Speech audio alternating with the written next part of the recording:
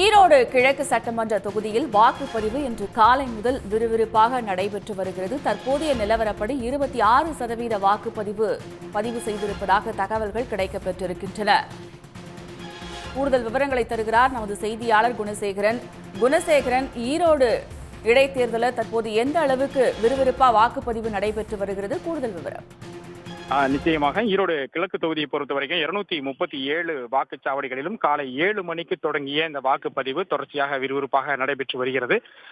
காலை 9 மணி நிலவரப்படி 10.95% அளவிற்கு வாக்குகள் பதிவாகி இருந்தன. ஒவ்வொரு 2 மணி நேரத்திற்கும் ஒரு முறை தேர்தல் ஆணையம் இந்த பதிவான வாக்குகளினுடைய சதவீதத்தை வெளியிட்டு வருகிறது. அதன்படி தற்போதைய நிலவரப்படி 11 மணி நிலவரப்படி 25.98, அதாவது 26% அளவிற்கு இந்த தேர்தலில் தற்போதைய வரைக்கும் வாக்குப்பதிவானது நடைபெற்றிருக்கிறது.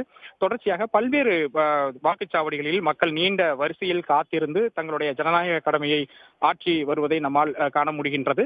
தற்பொழுது வெயில் காலம் தொடங்கியிருந்து தற்போது சற்று வெயிலின் தாக்கம் அதிகம் இருந்தாலும் கூட அதையும் பொருட்படுத்தாமல் தற்பொழுது இந்த வாக்குச்சாவடிகளுக்கு மக்கள் வந்து நீண்ட வரிசையில் காத்திருந்து தங்களது வாக்குகளை பதிவு செய்து வருகின்றனர்.